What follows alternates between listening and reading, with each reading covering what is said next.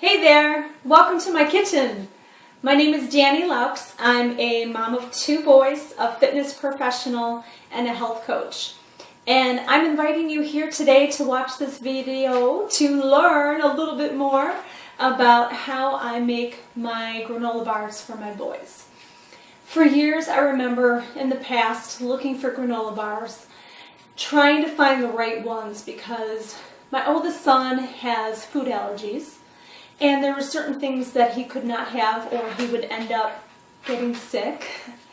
And we do not want that. So I understand if you are in the same boat as me and you're trying to avoid certain ingredients to help your child to be well and healthy and not have an allergic reaction. My youngest son has Crohn's disease. You know, he could pretty much eat whatever he wants, but there's certain foods that he can digest better than others, and there's certain things that he likes better than others, so he tends to be really picky. So if you have that picky eater, this might be something that will help you too. So this is just me sharing with you, definitely as a mom, but also as that health coach to bring you good, fit, healthy food to your family. It's kind of what I specialize in. I have a lot of things here to share with you, so I'm going to get started. You will be able to find all the information on this recipe, as well as some others, on my blog, and I will post that for you with all the information below. So you will be able to watch the video to learn, you will be able to click share and pass it on, and you will also be able to have it written out where you can just print it or follow the instructions and write it out yourself. Whatever works better for you, I put this together for you. Okay, so the first thing that I do is I pick out the pans that I'm going to use. I have 2 different sizes because the way that I make this is a little bit different because I'm making 2 different kinds. So I have a little smaller and I have a little bit bigger, and I put those to the side and I get all my ingredients out. I like to use pretty much all organic ingredients, also gluten-free, and that doesn't necessarily mean that all gluten-free things are good for us, but pretty much it's oats, which is really good, and we choose the gluten-free ones. It's a little bit better for our system. I have olive oil. Pretty much I just take olive oil and I pour a little bit in the pans, and I rub the olive oil all around it just to help everything be come out easier in the pan. Now I also have raw pumpkin seeds. I have some roasted sunflower seeds. I have some organic brown rice puffs. I have cinnamon. I have some raw honey. And I do have this organic brown rice syrup. Sometimes I use it, sometimes I don't. I have Enjoy Life dark chocolate dairy-free chips. And I have some raisins. And then I have the oats. So you can get very creative with this. If you prefer to add nuts in for yourself, you can do that as an option. Sometimes people will add things in like bananas, or a couple other things to kind of make it a little more moist. What I choose is an organic applesauce, and that's what I use to make it nice and moist. And it is just an organic applesauce, nothing added, no sugars added to it to extra sweeten it. You don't need it, it tastes fine just the way it is. I have a bowl here that I'm going to start out with. And pretty much what you're going to do is take about a cup. You can probably go with a little less, just depends on how thick you like the granola bars. I've played with this recipe and I've found that about a cup works really well. So I take a cup of the oats and I put that in the bowl. The next thing that I like to do is take the raisins. You can do about a 1/4 cup of raisins, depending on how much you like this. Maybe a little bit less, especially if you're going to be using some of the seeds. Maybe a little bit more if you really like them. Maybe a little less if you're going to add nuts. And then I take the pumpkin seeds. Now for me, you know, I was talking to you guys about how I'm not buying these granola bars anymore. I'm making them. But when I buy these ingredients, I'm not just using them for the granola bars. My kids eat the raisins every day in their lunch, as well as the pumpkin seeds. I roast these, bake these in the oven. So maybe about a little less than a quarter cup of the raw pumpkin seeds, and I put that in there. Really good during cold and flu season too. It gives you that zinc. So I like to just bake them in the oven. I use a little olive oil and sea salt, and then put them in a dish. Put them in their lunches, and then have them out too when they're home. So you just kind of nibble on those. And they're going to eat them because they have some sea salt and olive oil on them versus them being raw. So that's why I do that.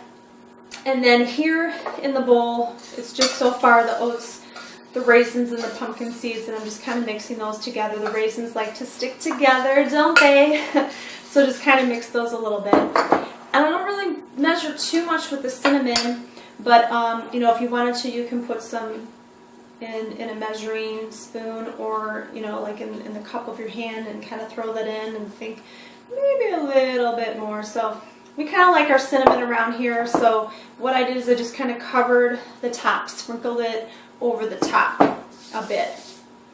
And then I'm going to add a little bit of salt. This is a real salt, like a sea salt, a Himalayan type salt, and I do that just, that might be like a quarter of a teaspoon right in there, and sprinkle that in. You can always go without it if you feel you want to. Okay, so after that I have put in a little less than a quarter of a cup of the brown rice syrup, and that is going to help really get it a little bit more sticky and sweet.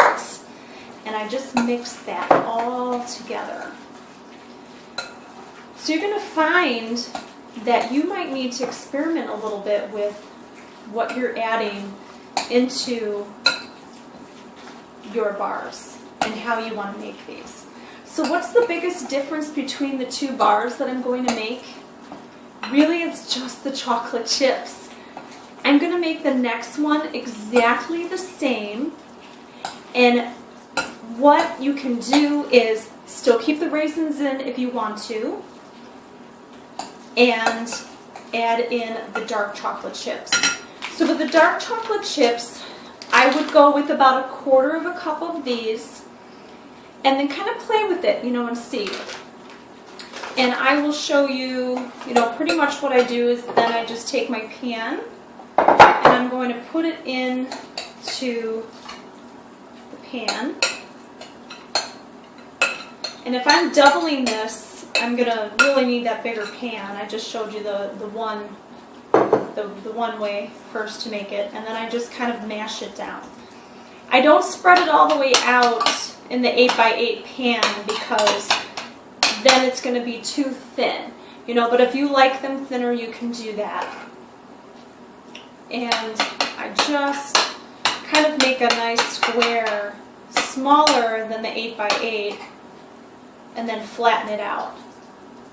So pretty much what you find is it doesn't fill the whole pan. It comes out like that. I've made it before where I've doubled it, fill the whole pan, then it spreads in the whole thing.